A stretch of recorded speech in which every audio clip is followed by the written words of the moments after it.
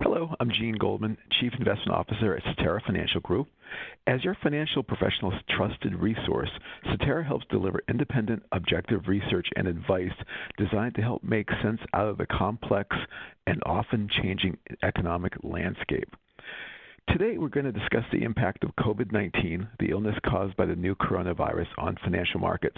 Before we begin, though, discussing the financial markets, our thoughts are really on those affected, their families, and the brave healthcare workers who are out there fighting this disease.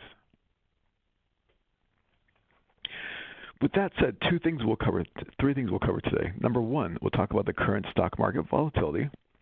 Then we'll cover the forecasts for the rest of this year. And then lastly, why diversification is an important and time-tested investment strategy.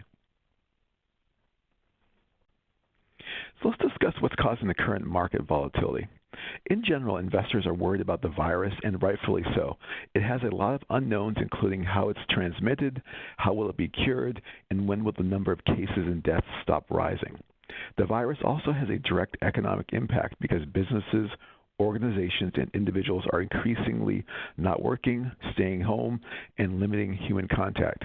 This has a clear and direct impact on both the supply and demand sides of this global economy.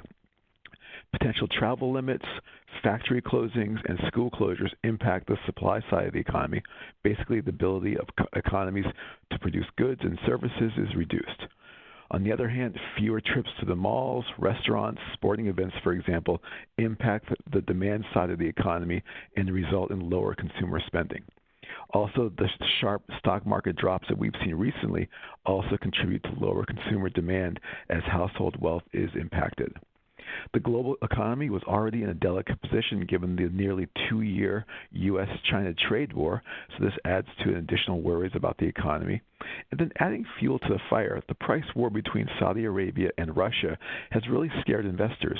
With oil prices significantly lower, the profitability and incentive to drill for oil in the United States is definitely reduced.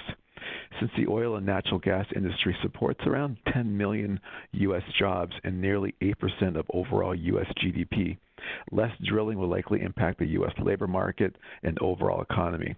And this is especially important when you factor in jobs related to the industries and reduced consumer and business spending.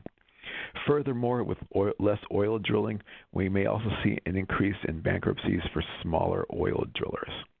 And then lastly, probably the most important point is that the stock market is a forward-looking mechanism. In other words, investors buy stocks in anticipation of what the economy and corporate earnings will look like in the future. With COVID-19 clearly going to have an impact, stocks have suffered losses as it remains too early to see the full effect that it will have on the economy and how businesses will react to this virus.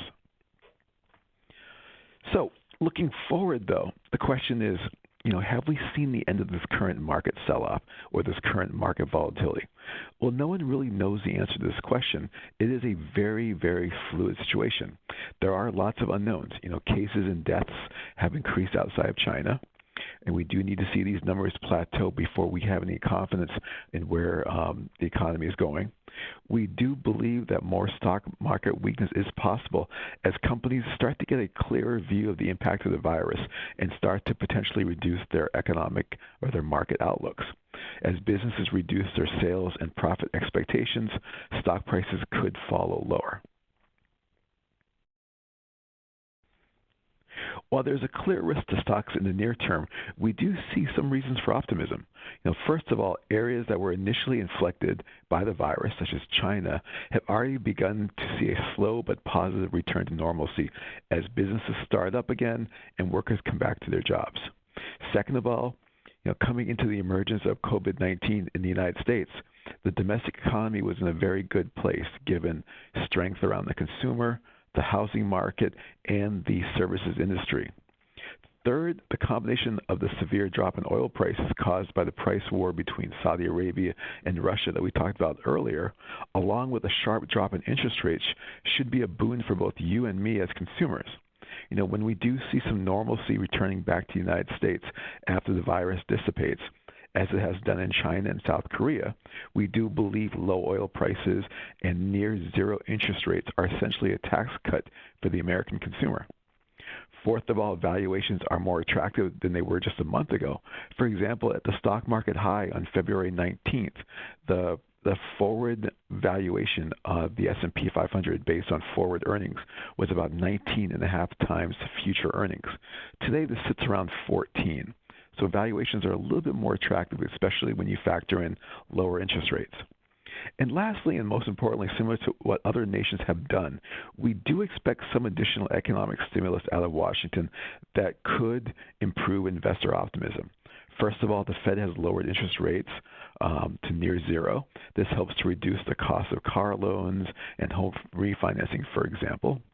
Also, the government has enacted some measures that include giving the Small Business Administration authority to issue loans to small businesses affected by the virus. The Treasury Department has plans to defer tax payment without interest or penalties. And there's some additional stimulus expected around payroll tax relief, targeted financial relief to the most affected industries.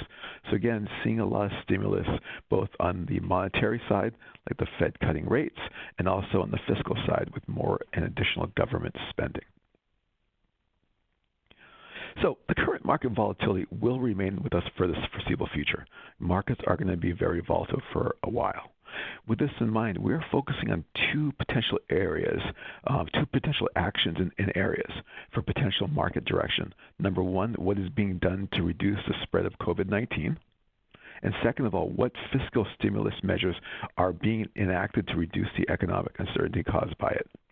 Since we cannot predict when or if these will occur, it highlights an important and time-tested strategy that you should follow. A diversified and well-balanced investment portfolio can help mitigate the difficult market days. This is an extremely volatile market that we are in today, and being diversified is very important, basically by not having too much risk exposure to one single asset class or one single security. Focusing on long-term risk and return objectives is important, as we want to help you stay on course and focus on the things that you can control in your portfolio. This chart here shows how different asset classes have performed since the market high on February 19th. And this is a clear example why diversification has worked, as asset classes have moved in different directions over the same time period. Thank you for listening today. We are in a market environment with lots of uncertainty. Your Cetera-affiliated financial professional is experienced and has seen similar market fluctuations like this in the past. They can help you stay on course to help you continue on your path of meeting your financial goals.